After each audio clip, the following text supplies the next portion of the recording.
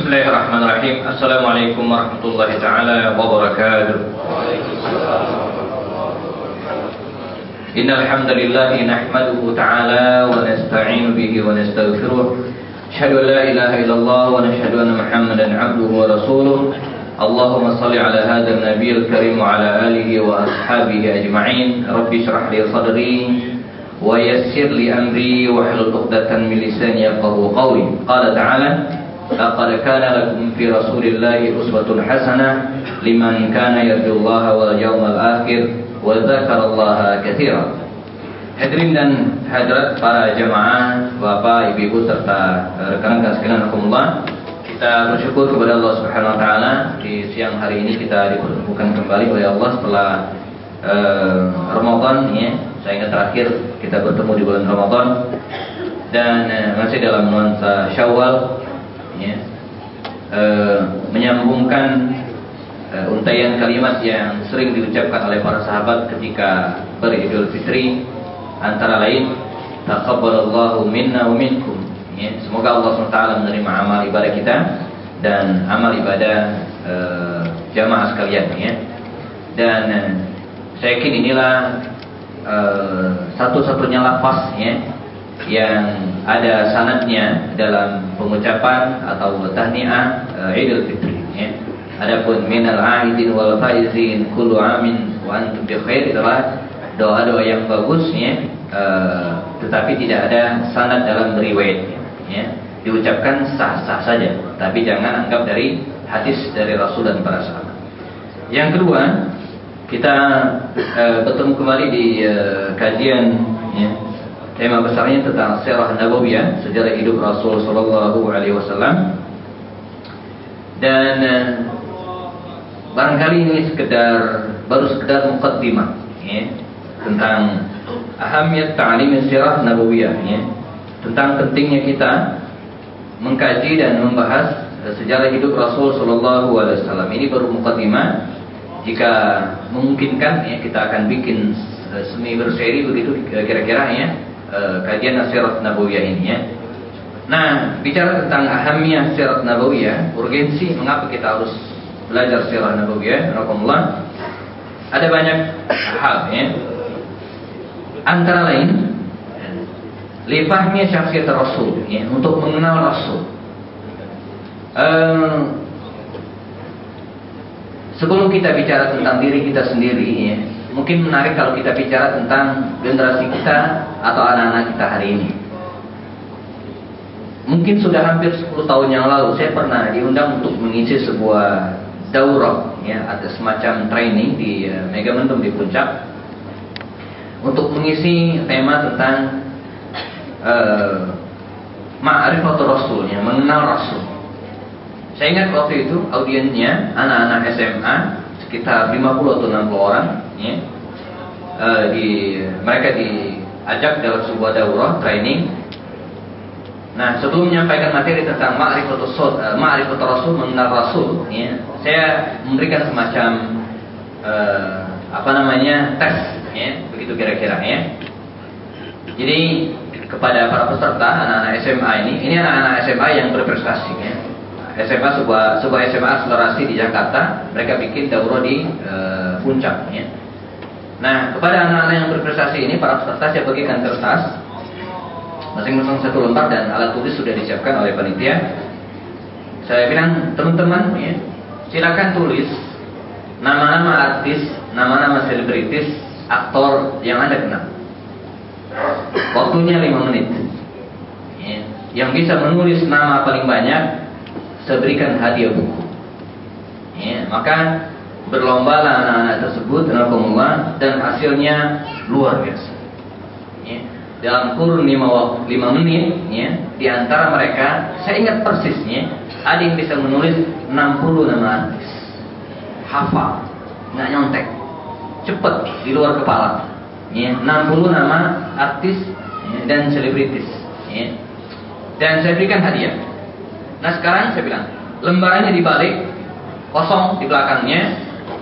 Saya kasih waktu 6 menit. Artinya lebih banyak waktunya. Silakan tulis ya, nama-nama sahabat Nabi yang Anda kenal. dan hasilnya juga luar biasa. Ya, hasilnya luar biasa. Pada menit yang ke-6 selesai, ya, siapa yang bisa menulis, saya bilang 100 nama, nggak ada yang angkat tangan, karena memang tidak ada yang bisa menulis sebanyak itu. Langsung saya turunkan, 50 nggak ada, 30 nggak ada, 20 nggak ada, 15 ada, beberapa orang. Ya, 15 nama sahabat Rasulullah. Kemudian saya kalau nama-nama artis, biarlah mereka tahu dan saya tidak perlu koreksi. Tapi kalau nama-nama sahabat Nabi, saya tidak biarkan, saya harus koreksi. Ternyata di antara 15 itu sekian orang yang menulis 15 nama itu ya, ternyata yang benar nih itu cuma 8 nama. Salah seorang di antara mereka menulis paling banyak dan paling benar itu 8 nama sahabat Nabi. Itulah ya, yang paling tinggi. Nah, ini saya kira salah satu refleksi atau salah satu bentuk ya, kondisi remaja kita, anak-anak kita hari ini. Ya, mereka lebih kenal dengan artis, lebih hafal ya, tempat tanggal lahir selebritis ketimbang orang-orang yang mestinya kita teladani, Nabi dan para sahabat. Ya, padahal kalau saya kasih bocoran ya, jumlah sahabat Nabi itu luar biasa. Dalam kitab Syiar Alamin Nubala, ya, sahabat Nabi yang tertera biografi dalam kitab ini, ya, itu tidak kurang dari 1000 orang. Ya, sahabat Nabi yang mengikuti beliau dalam haji wada itu, ya, kata Safi Rahman Al-Mubarakpuri dalam kitabnya Ar-Rahiqul Maktum, ada 3 riwayat.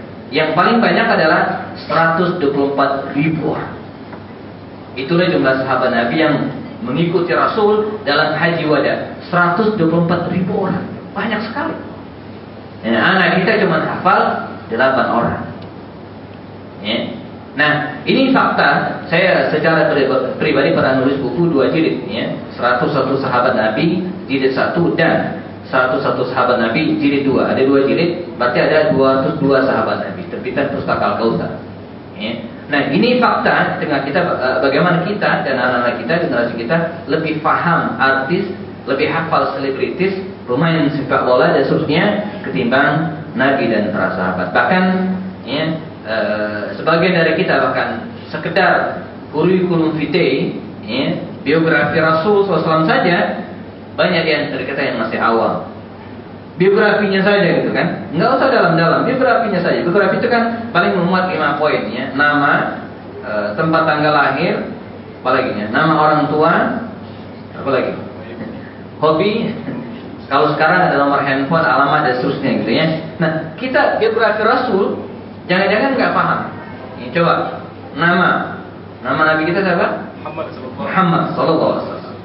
Kemudian orang tuanya dulu, nama orang tua, nama ayahnya Abdullah, ibunya Bintar ya, Aminah, kakeknya Abdul Muttalib, neneknya. Nah, kita baru neneknya kita belum oke. Nyonya Abdul Muttalib ya. Kan ayah, ibu, kakek, nenek kan. Baru nenek kita udah mentok tuh. Ya, belum yang lahir. Oke, kita skip ya, kita lanjutkan ya. Tempat tanggal lahir. Tempat di mana Nabi kita lahir, ibu-ibu? Mekah atau Madinah? Kalau jemaah sekalian pernah umroh atau haji, pasti pernah mengunjungi makam Rasul di Madinah. Berarti Nabi lahir di mulai ada yang ragu tuh Madinah. Ya, Nabi kita lahir di Makkah Al-Mukarramah. Sampai sekarang konon tempat lahir Nabi, ya, Maulid Nabi itu masih ada. Ya, berbentuk rumah yang diabadikan sebagai perpustakaan hari ini. Ya. Jadi kalau umroh, ya, keluarlah ke Mas'ah, tempat sa'i, ke kiri sedikit naik tanjakan ada lapangan, itu ada rumah kecil ya, perpustakaan yang tidak dibuka untuk umum, hanya untuk peneliti dan mahasiswa saja. Konon itulah Maulidun Nabi. Kira-kira Nabi dilahirkan di situ, di Makkah Al-Mukarramah, di lembah Bani Hashim. Nah, tempat, tanggal berapa Nabi kita lahir? Nah, yang kita sepakati saja ya, tanggal 12 bulan Rabiul Awal, tahun. Saya nanya tahun, bukan hewan. Tahun itu berapa? Ya, ada angkanya. Ada yang tahu? Kita baru tempat tanggal lahir ini loh, belum saya tanya istrinya, belum anaknya kan. Tanggal Makkah, ya, kayak saya biasanya, Batu Raja 5 November 1975. Maka 12 Rabiul Awal tahun 85. Ada yang ingat? Atau sempat googling ya? Mahasiswa saya suka curang tuh kalau dikasih tebakan ini seperti ini. Cepat sekali coba googling gitu ya. Ada yang ingat tahun berapa Nabi kita lahir? Ini standar basic. Ya, ada yang pengen menjawab? Salah juga nggak apa-apa. Tahun berapakah Nabi kita lahir? 571 Masehi. Kira-kira connect nggak kalau hari ini tanggal 14 Syawal tahun 2016? Diketawain orang ya. 12 Rabiul Awal 571 Masehi. Jadi yang satu Hijriah, yang ujungnya Masehi. Itu nggak apa namanya, nggak connect gitu ya, nggak nyambung. Nah, jaga sebung bawa handphone ya. Kalau 14 Syawal tahun 1437 Hijriah, oke. Ini 12 Rabiul Awal tahun. Terus hitung dulu kayaknya ya. Nah, ketika teman-teman sekalian bisa menjawab, berarti pengetahuan sirah itu luar biasa. Oke, dia bikin PR lah ya. Nanti bulan depan sudah ada yang jawab insya Allah ya. Saya sekedar pengen ngetes ini ya.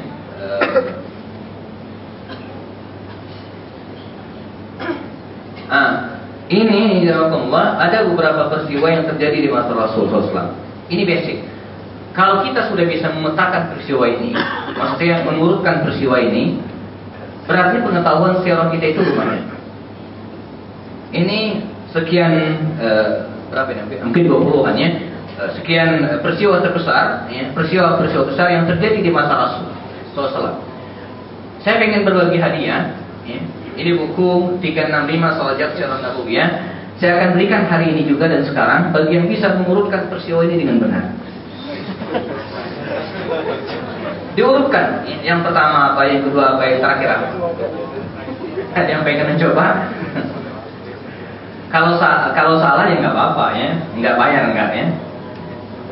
Tapi kalau betul resikonya dapat buku ini. Ya. Ada yang pengen nyoba? Yang nyoba dan salah, setelah itu tidak ada lagi yang nyoba, berarti dia dapat hadiah. Tapi kalau ada yang nyoba setelah itu dan benar, dia nggak dapat hadiah ya, karena hadiah cuma satu ya. Dan saya sudah berjanji untuk tidak bawa pulang hadiah ini ya, mesti dikasih ya. Silakan. Ini basic, ini standar saja gitu kan. Coba silakan. Ya. Hadiahnya mesti ke beliau kalau tidak ada yang jawab setelah ini ya. Salah benar ya. Pertama menerima wahyu. Kemudian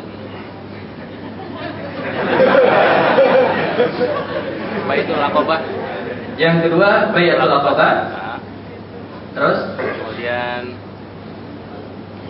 hijrah ke Madinah. Karena sudah salah, berikutnya masih salah ya. Hijrah ke Habasyah.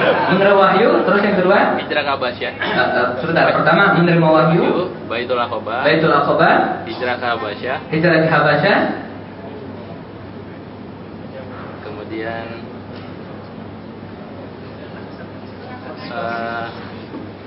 ada bocoran dari ibu-ibu perang Hunain gitu ya. Padahal perang Hunain itu terakhir tuh ya. Hijrah ke Madinah. Ya? Hijrah ke Madinah, oke. Nah, Baitul Aqabah bukannya sudah ada ya? Iya. Oh ya udah. Kita ulang, menerima wahyu. Wahyu.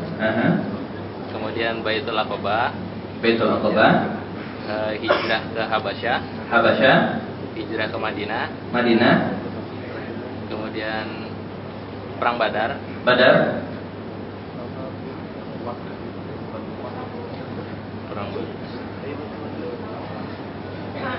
Sulhul Hudaybiyah. Oke, saya lempar ke yang lain karena ada dua salahnya. Silakan. Ada yang pengen melanjutkan? Iya. Baitul Aqabah. Pertama Baitul Aqabah, udah salah. Pertama itu menerima wahyu dulu gitu. Yang kedua pertama menerima wahyu itu udah benar tuh ya. Makanya saya kasih bol agak tebal sedikit. Menerima wahyu yang pertama, perang Tabuk itu terakhir. Maka ada bolnya kan lebih tebal dari yang lain. Masih lanjutkan? Boleh melanjutkan lagi boleh. Jadi kalau acaranya ini ya udah angkat tangan gitu ya. Yang lain? Ibu-ibu mungkin?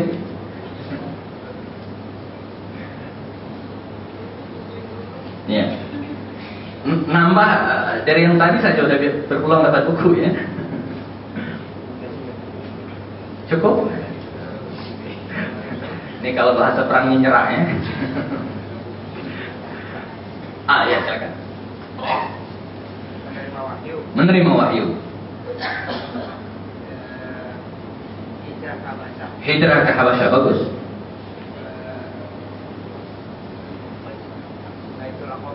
Baitul Aqabah benar.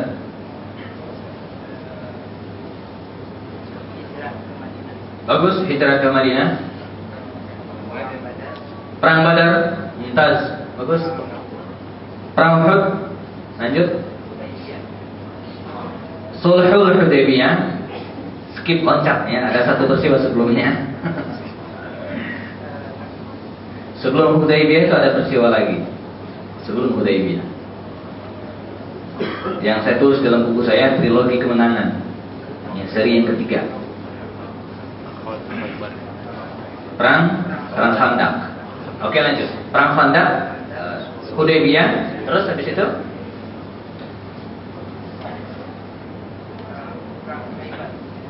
Hudaybiyah, perang Khaybar, bagus.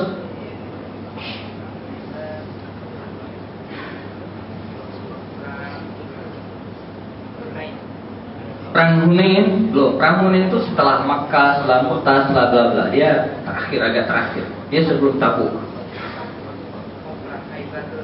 Perang Khaybar sudah, Hudaybiyah, Khaybar, lanjut. Setelah itu sebelum Fathu Makkah ada lagi peristiwa sebelumnya.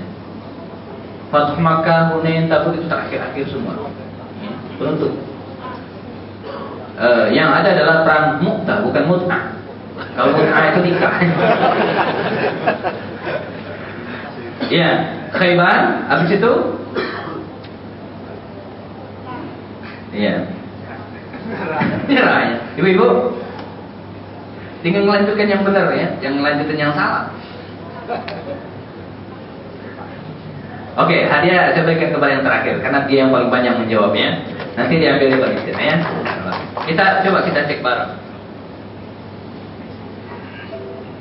Menerima wahyu, Habasyah, Baitul Aqabah, hijrah ke Madinah, Badar, Uhud, Khandaq, kemudian Hudaybiyah, Khaybar, Mu'tah, Fathu Makkah, Hunain, perang Tabuk. Maaf, yang terakhir Haji Wada, bukan perang Tabuk. Haji Wada itu haji yang peristiwa terakhir yang terjadi di masa Rasul. Ya, karena setelah Haji Wada itu hanya tersisa sekitar 2 bulan sekian hari Nabi wafat. Nah, ini peristiwanya.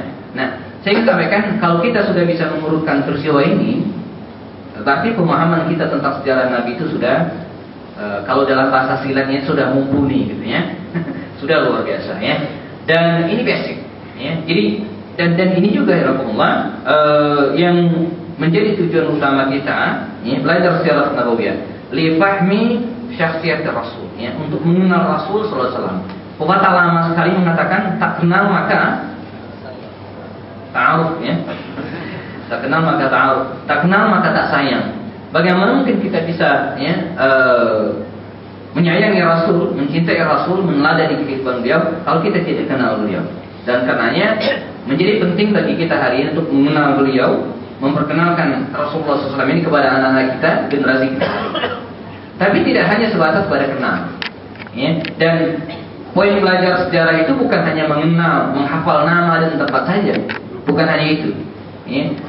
Lagi saya ulang, saya mungkin pernah jelaskan pada pertemuan sebelumnya. Kalau kita lihat Al-Quran itu ya, sangat banyak cerita. Mungkin 60% isi Al-Quran itu cerita, tapi dia minus data ya. Tentang tempat tanggal lahir itu nyaris nggak ada. begitu banyak kisah Nabi Musa, tapi nggak ada kapan Nabi Musa lahir, gitu kan? Tanggal berapa, bulan berapa, nggak ada. Ya, nggak itu penting. Dan minus nama-nama juga, nggak begitu banyak. Di antara sekian banyak sahabat Nabi yang mulia itu, tidak satu orang pun namanya tertera dalam Al-Quran, kecuali satu, yang Zaid bin Harithah. Sebegitu mulia Abu Bakar, Umar, Utsman, khususnya, tapi nama mereka tidak tertera dalam Al-Quran. Walaupun secara tertulis tidak ada, ya, tapi secara implisit ada. Ya, Abu Bakar disebut dengan Tsaniyat Naini fil Ghar, orang yang kedua ketika bersembunyi di dalam gua. Maksudnya Abu Bakar Siddiq radhiyallahu anhu. Ya. Nah, apa maknanya? Ketika kita belajar sirah, jangan hanya berhenti pada penghafalan nama, sebagaimana pelajaran sejarah di waktu SD kita dulu. Bukan hanya itu, tapi yang penting adalah meneladani. Nah, dalam hal meneladani ini juga, jangan hanya meneladani yang enak-enak saja. Giliran kawin lagi sunnah Rasul gitu ya. Ini kawin ini kan sunnah Rasul gitu kan. Jadi kawin laginya sunnah Rasul itu yang diikuti, tapi giliran tahajudnya gitu kan, giliran infaknya, sedekahnya tidak sunnah Rasul.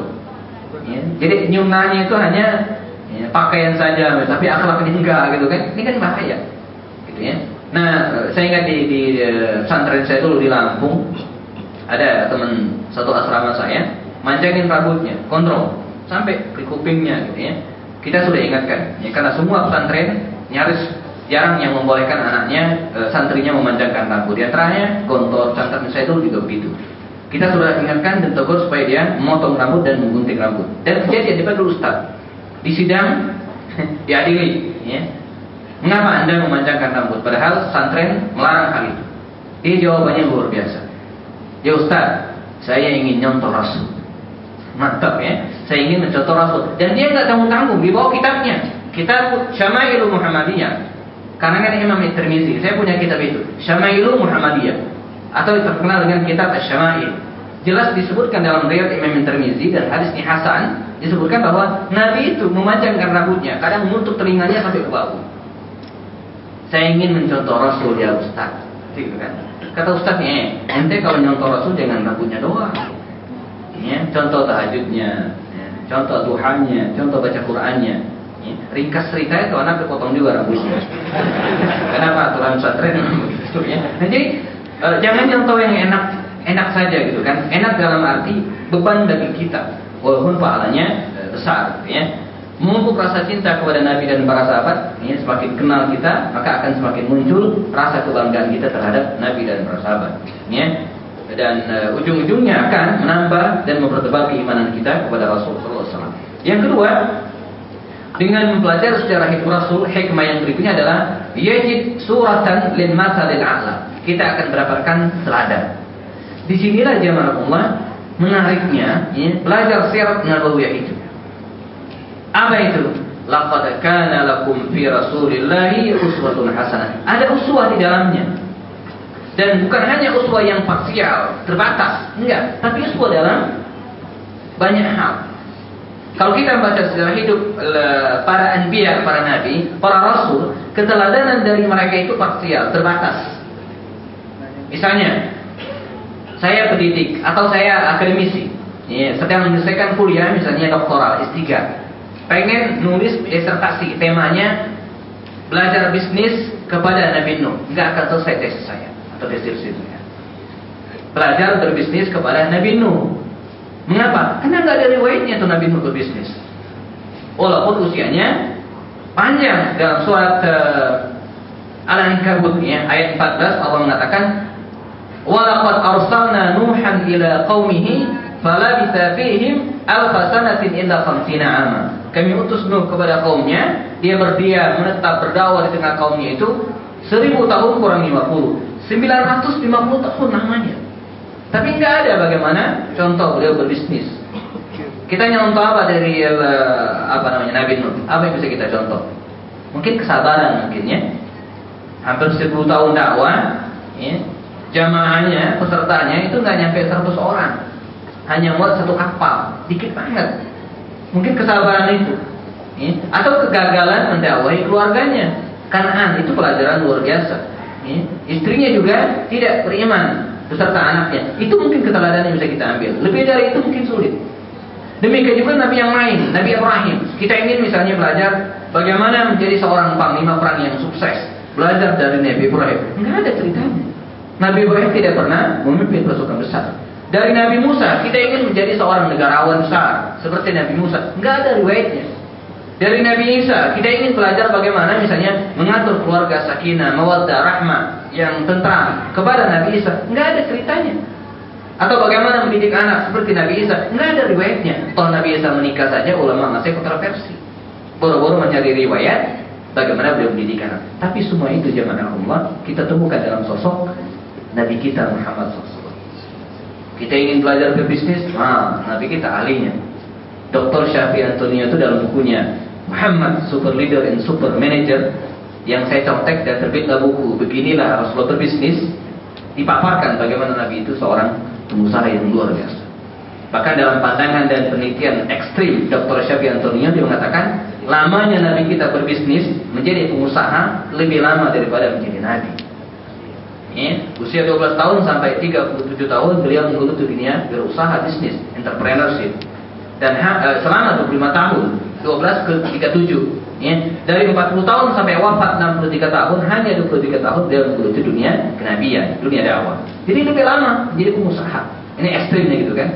Kalau kita kesulitan mencari teladan dari Nabi Ibrahim, bagaimana misalnya memimpin pasukan perang tadi itu, nggak ada ceritanya, tapi Nabi kita ahlinya. Sekian banyak peperangan yang terjadi di masa Rasul, selain karena Allah kemenangannya dan itu pasti, tapi juga karena strategi yang dibuat oleh Rasul SAW. Terbukti dalam beberapa peperangan, Uhud misalnya, ketika sebagian sahabat Nabi memindahkan, mengabaikan strategi Rasul, mereka kalah. Di luar takdir Allah Subhanahu Wa Taala. Kalau kita kesulitan mencari keteladanan kenegarawanan kepada Nabi Musa, nggak ada ceritanya. Nabi Musa itu kan sibuk ngurusi Firaun kan. Setelah Firaun mati dia sibuk ngurusi Bani Israil yang sampai hari ini bandelnya nggak selesai gitu kan. Ada Samiri, ada Korun, ada siapa lagi ya, bandel yang minta ampun gitu ya. Jika suruh masuk ke sebuah daerah, mereka mengatakan idhab anta wa rabbuka faqatila. Ente pergi ya Musa sama Tuhanmu. Perang, kalau udah menang kasih tahu kami duduk di sini. Fa inna hahuna qaidun gitu. Begitu karakter Bani Israil. Ini yang bikin pusing Musa. Boro-boro menjadi seorang negarawan sukses, mengatur ekonomi enggak. Tapi dalam diri Nabi, dalam diri para sahabat kita contoh-contoh sukses para negarawan sejati ya. Nah, Nabi Isa juga demikian. Kalau kita pengen nyari contoh bagaimana Nabi Isa mengatur keluarganya, mendidik anak, nggak ada. Tapi dari Nabi Muhammad ada. Ada sebuah buku judulnya An-Nabi. Kaifa rabbahum auladul muslimin, kaifa rabbahum an-nabi. Bagaimana mendidik anak seperti Rasul sallallahu alaihi wasallam. Saya secara pribadi pernah nulis buku judulnya Rasulullah SAW pun begitu romantis. Ada 26 hadis yang saya eksplorasi, hadis-hadis sahih dan dijelaskan. Dan kita temukan fakta di tengah kesibukan Nabi berperang, di tengah kesibukan Nabi berdakwah, ternyata beliau seorang yang ahli dalam mengatur keluarganya. Dan saksi-saksi dari para istri Rasul menyebutkan betapa Nabi itu orang yang sangat baik terhadap keluarganya. Khairukum li ahli, kata Rasul. Wa ana khairukum li ahli. Sebaik-baik kalian adalah orang yang paling baik terhadap keluarganya, dan saya adalah orang yang paling baik terhadap keluarga. Dan diikuti. Dan kemudian kalau kita bicara tentang pendidikan keluarga misalnya, ini bukan teori, tapi dipraktekkan di masa Rasul dan para sahabat. Ketika kita bicara tentang pendidikan anak, ini bukan teori saja, tapi ada contohnya. Bahkan Umar itu, kalau bicara tentang Umar ini mungkin luar biasa ya. Sayyidina Umar itu nakumullah, di tengah informasi yang kita dapatkan beliau seorang yang galak gitu kan, emosional. Tapi di sisi lain kita temukan faktanya, dia orang yang sangat dicintai oleh ibu-ibu dan disukai oleh anak-anak. Dia sangat care, sangat peduli dengan pendidikan anak-anak, hak-haknya para wanita dan seterusnya.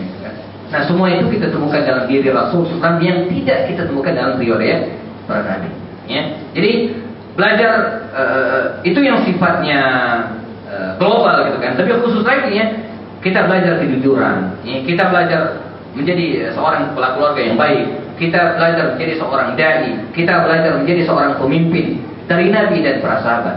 Karena itu ketika belajar sirah nabawiyah, ya, kita pengen dari para sahabat tentu saja, kita pengen ngambil yang mana ada. Kita pengen belajar berbisnis misalnya. Ada Abdurrahman bin Auf, ada Utsman bin Affan, ada Talha bin Ubaidillah.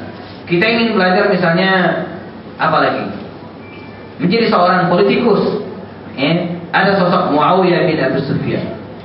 Ya. Ada sosok Amr bin As, yang ahli diplomasi yang luar biasa. Walaupun dalam jenak-jenak kehidupan dan perjalanan hidup Nabi sendiri kita temukan spirit-spirit politik seperti itu. Misalnya ketika Fathu Makkah, ketika beliau menaklukkan Makkah, ya, saya sedang mengumpulkan bahan untuk menulis khusus buku tentang ini, ya, tentang Fathu Makkah ini. Kita lihat kepiawaian Nabi dalam berpolitik dan dalam mengatur strategi dakwah dan perangnya. Kan?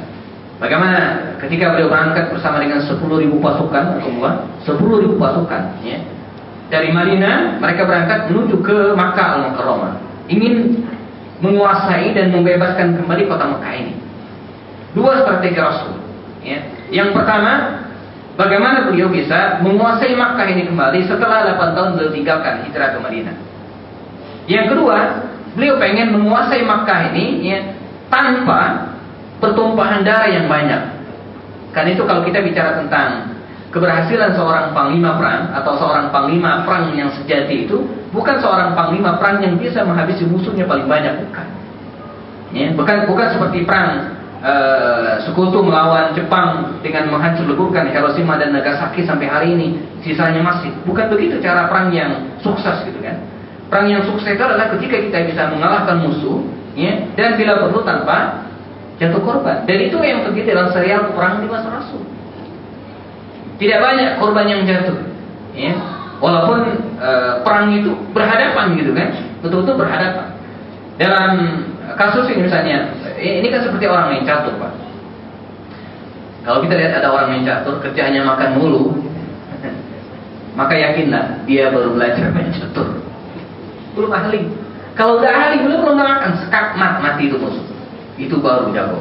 Nah, dalam perang, ya, panglima perang juga demikian. Nabi ketika berangkat membawa 10.000 pasukan, 10.000 pasukan dari Madinah Al-Munawwarah menuju ke Mekah Mukarramah. Dia pengen, ya, menguasai Makkah ini kembali tanpa pertumpahan darah. Caranya bagaimana? Pertama, merahasiakan keberangkatan. Ya, sebab kalau diumumin dan berita ini sampai ke Mekah, maka penduduk Makkah akan bersiapkan diri dan terjadilah benturan senjata dan perang. Ini korban. Enggak, dirahasiakan. Begitu rahasianya sampai para sahabat sendiri, itu nggak tahu mereka pengen kemana. Bayangin, Abu Bakar yang begitu dekat dengan Rasul, ya, besok berangkat pagi-pagi hari ini dia ketemu anaknya Aisyah, istri Rasul. Barangkali ada bocoran gitu kan. Ini pintar juga, kadang hal-hal yang sangat rahasia itu diketahui oleh istrinya. Maka biasanya untuk menaklukkan seorang pejabat itu masuknya lewat istri gitu kan. Itu dari dulu, Pak. Rasul itu, ya, Abu Sufyan ketika beliau dalam kasus Sulhul Hudaybiyah, ketika dia melanggar perjanjian dengan Rasul, untuk melunakkan hati Rasul, siapa yang didekati? Ummu Habibah, anaknya yang merupakan istri Rasul, masuk dari pintu istri. Maka hati-hati, ya, istri, ya. Jadi kalau ada rahasia dan seterusnya, kalau sudah bocor ke istri, musuh tahu masuk dari situ. Nah, Abu Bakar Siddiq dia deketin anaknya yang merupakan istri Rasul. Ya Aisyah, kayaknya kita ini mau perang, katanya begitu kan. Nabi memerintahkan untuk mengasah pedang, menyiapkan senjata. Kata Aisyah, iya kayaknya gitu kan. Kemana kata Abu Bakar? Nggak tahu. Itu orang dekat Rasul sendiri, nggak tahu. Di sini kita baca tentang sam'an wa ta'atan, tentang ketaatan kepada pemimpin seperti Abu Bakar. Enggak ribut dulu, enggak, siap dulu. Siap, kita belajar tentang sebuah ketaatan. Begitu taat para sahabat kepada Rasul. Kata Rasul, siapkan senjata, asap dan siapkan, kita mau perang. Ketika mereka nanya, mau kemana ya Rasul? Pokoknya siap-siap aja. Mereka taat. Dan keesokan harinya ketika mereka berangkat, sudah jauh, sampai tiba ke Marul Sahara, baru mereka tahu, oh ternyata kita pengen ke Mekah. Barulah yang punya keluarga di Mekah, baru kusuk-kusuk tuh, kusak-kusuk. Seperti Hatib bin Abi Balta'ah, dia punya keluarga di Mekah. Sebagian sudah masuk Islam, ini pasukan besar kalau masuk ke Mekah, menyerbu Mekah, keluarganya kena. Maka dia kirim surat, ngebocorin rahasia ini. Dan ini kesalahan cukup fatal gitu kan. Dibocorkan suratnya, tapi keburu diketahui oleh Rasul, ditangkap wanita yang bawa surat ini, disidanglah Hatib Nabi Abi Balta'ah. Kata Umar, ya Rasulullah, izinkan saya memenggal kepala atau leher orang munafik ini. Maksudnya Hatib bin Abi Balta'ah, karena sudah bocorin rahasia. Kata Rasul, jangan. Fa'innahu min ahli Badar, karena dia veteran perang Badar, sangat besar jasanya, gitu kan? Dan bagian dia bocorkan rahasia itu bukan karena kebencian terhadap kita, bukan karena munafik, bukan, tapi karena pengen menyelamatkan keluarganya di Makkah. Dan itu belum bocor, belum terjadi. Dia pun kan dimaafkan oleh Rasul. Di sini kita belajar satu hal juga, bagaimana Nabi SAW menghormati seorang sahabatnya, Hatib bin Abi Balta'ah, meskipun melakukan kesalahan, tapi karena punya jasa besar, itu menjadi catatan tersendiri bagi Rasul. Ini juga pelajaran bagi kita. Jangan sampai ada di antara kita yang selama ini kiprahnya luar biasa terhadap Islam, dakwah, ketika dia melakukan kesalahan kita bully habis. Saya ingat kisah Agim 3 atau 4 tahun lalu, ketika dia nikah lagi kan, habis tuh dia. Di Bekasi itu, ada seorang ibu yang selama ini dengan bangga memajang fotonya di dinding bersama Agim. Ketika tahu Agim nikah lagi, dia ambil top foto, dibanting, disorot oleh kamera TV dan tersebar luas. Habis gitu kan. Ini nggak bijak. Ini bukan saya dukung Agim, bukan begitu maksudnya. Jangan ibu jangan salah paham ya. Tapi bahwa kita harus bijak gitu kan.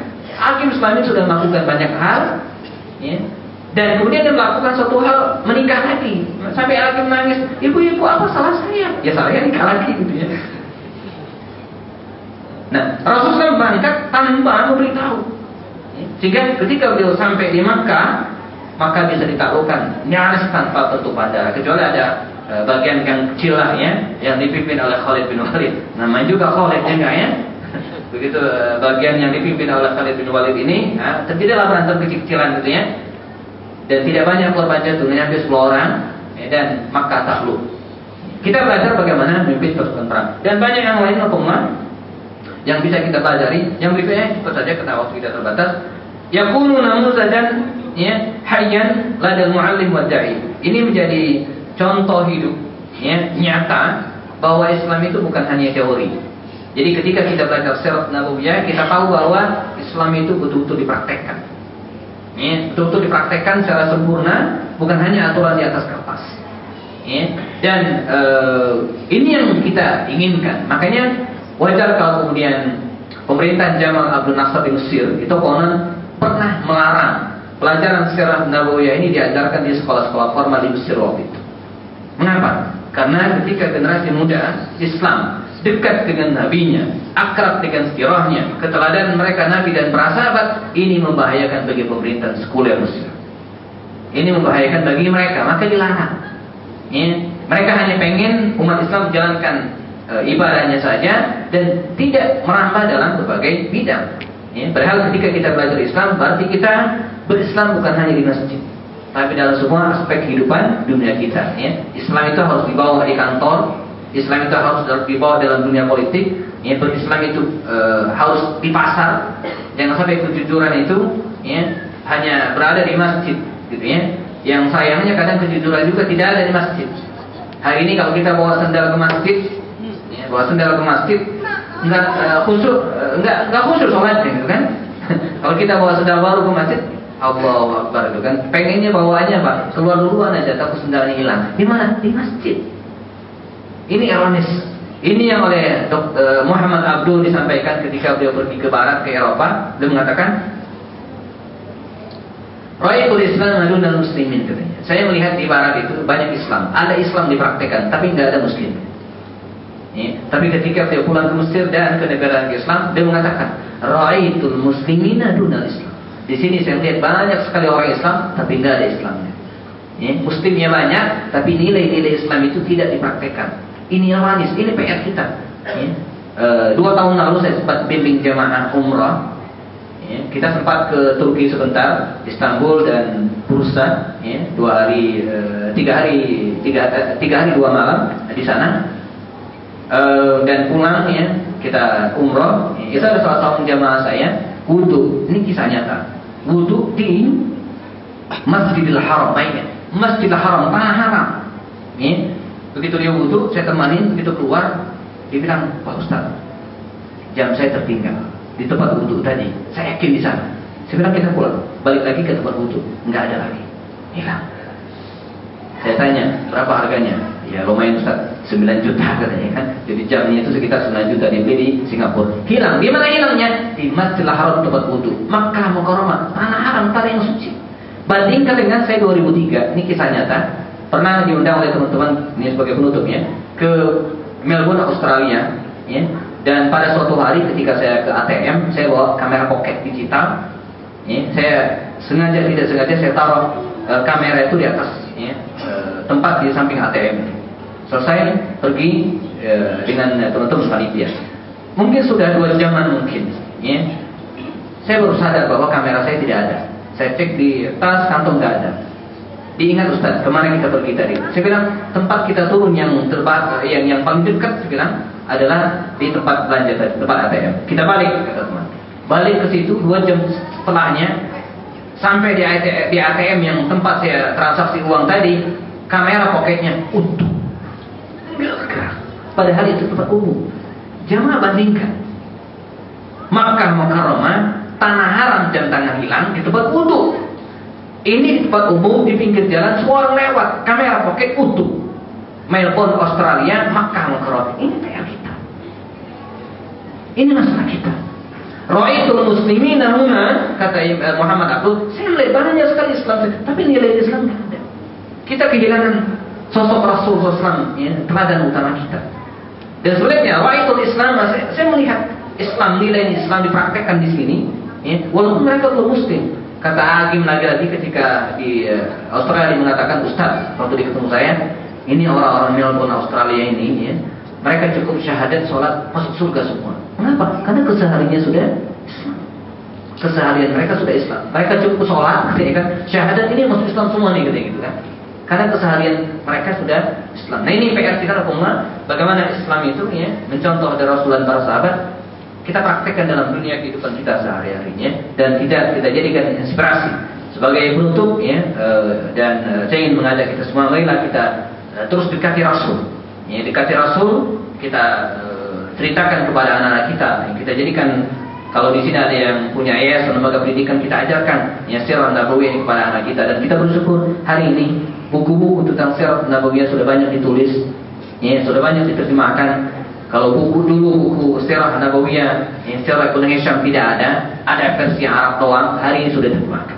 Ya, tinggal datang ke toko buku, kita beli, kita pelajari, kita ajarkan, kita bikin taklim. Itu salah satu cara kita, ya, mendekati Rasul sallallahu alaihi wasallam dan para sahabat. Jangan lupa, barangkali ini yang bisa disampaikan pada muqaddimah pada hari ini. Berharap pada seri berikutnya kita akan bahas lebih detail tentang kehidupan Rasul sallallahu alaihi wasallam, dan semoga bermanfaat. Sebelum ditutup, barangkali ada yang ingin dikonfirmasi, ditanyakan?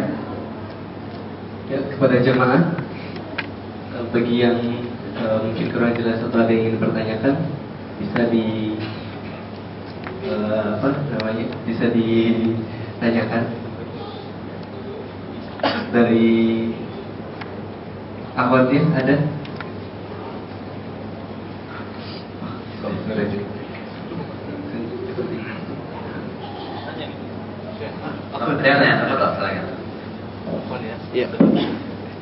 Bismillah, assalamualaikum warahmatullahi wabarakatuh. Ustaz, terima kasih atas penjelasannya, masya Allah luar biasa. Namun saya perlu bertanya, tadi ada penjelasan sedikit yang saya kurang paham mengenai perbandingan antara jam yang hilang di Makkah Al-Mukarramah, ya, kamera digital yang aman, masih aman di maksudnya gimana penjelasannya gitu, biar jamaah sekalian mungkin bisa paham. Assalamualaikum warahmatullahi wabarakatuh. Iya, ini bukan menjelek-jelekan tanah haram, ya. Artinya tanah haram itu hari ini luar biasa. Ya. Saya karena sering membimbing jamaah, mungkin, ya, negara yang paling dekat dengan ajaran Islam secara praktek itu adalah Arab Saudi hari ini. Kalau di Indonesia kita masih debat tentang hukum potong tangan, hudud, ya, maksudnya mereka sudah nggak debat lagi, itu udah dipraktekin, gitu, ya. Jadi satu sisinya. Dan pun juga, ya, kalau hari ini kita lihat misalnya toko-toko ya, ketika azan berkumandang ya, di Indonesia masih himbauan untuk meninggalkan pekerjaan dan seterusnya ya. Tapi di sana sudah dipraktekkan. Begitu azan berkumandang tidak ada satupun toko yang buka, semua tutup ya. Dan menariknya ditutup tanpa ada yang jaga, cuma ditutupin pakai kain doang, habis tinggal pergi gitu kan. Nggak ada yang jaga, nggak ada yang kontrol, semua mereka ke masjid dan aman. Ini juga fakta ya, ini juga harus kita jelaskan gitu ya. Namun tanah haram iya, orang jahat juga ada gitu ya. Yang haram, yang mulia, yang suci itu kan tanahnya gitu kan. Bahwa ketika tawaf ya, kemudian tashilan itu kejadian juga gitu kan. Dan ini yang saya maksud dengan evaluasi bagi kita ya, evaluasi bagi kita yang ketika bicara tentang akhlak tadi itu ya, harus menyeluruh gitu ya. Dalam yang kita praktekkan bukan hanya tempat-tempat tertentu saja, tapi dalam semua kehidupan kita ya. Lagi-lagi ini bukan membandingkan, menjelekkan tanah haram. Begitu banyak kemuliaan di tanah suci ini, tapi ada hal-hal yang memang kita harus kita koreksi bersama ya. Tidak di haram saja, mungkin tidak hanya di Masjidil Haram saja, tapi juga di Indonesia ya. Dan di satu sisi juga kita melihat fakta juga ya, walaupun tidak sempurna di beberapa negara barat misalnya. Saya tahu yang saya kunjungi saja misalnya kayak Hong Kong misalnya, bicara masalah kebersihan, ada teman ya, ketua Forum Lingkar Pena Hong Kong, FLP Hong Kong, namanya Mbak Khalifah, panggilnya Mbak Iva. Saya ingat dia pernah bikin cerpen dari kisah nyata. Dia pernah makan jeruk. Begitu dia makan, separuh kulit jeruknya itu ditaruh di tempat duduknya di Taman Victoria Hong Kong. Tanpa sadar dia geser duduk dan kemudian kulit jeruknya jatuh. Dia lupa ngambil dan berangkat pergi dari tempat duduknya. Ternyata ada yang lihat, aparat atau apalah ya, dilihat dan kemudian ya, dia pun dituduh membuang sampah sembarangan, meninggalkan separuh kulit jeruk itu di Taman Victoria Hong Kong. Dia dikenai pasal, dianggap membuang sampah sembarangan, diproses, didenda, kalau dirupiahkan 1.500.000 ya, 1.500.000 didenda karena dianggap membuang sampah sembarangan. Nah, lagi-lagi bandingkan dengan negara kita. Nah, ada seorang teman saya di Bali, Mas Didi, dia sering jadi guide ya, para turis. Para turis itu bukan hanya menganggap Indonesia sebagai surga karena indahnya, tapi juga surga bagi para perokok. Ya, mereka bisa merokok di mana saja, bukan hanya bisa merokok di mana saja, tapi puntung merokok itu bisa dibuang di mana saja. Nggak usah mikir gini aja, nggak usah dijatuh di mana terserah. Nggak ada yang akan hukum, nggak ada yang akan dipenjara gitu kan.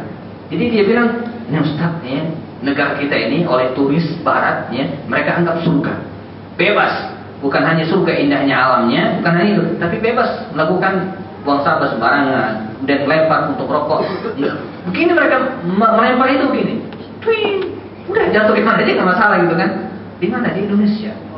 Saya kira ini pelajaran bagi kita. Lagi-lagi bukan bermaksud untuk membandingkan, karena tanah haram yang begitu banyak kebaikannya juga yang bisa kita contoh ya. Saya kira begitu. Wallahu a'lam. Cukup mungkin? Baik, kita cukupkan. Jazakumullah, semoga bermanfaat. Jazakumullah khairul jazaa ya atas perhatian, dan kita ketemu lagi pada sesi berikutnya insyaallah. Demikian saya akhiri. Assalamualaikum warahmatullahi wabarakatuh.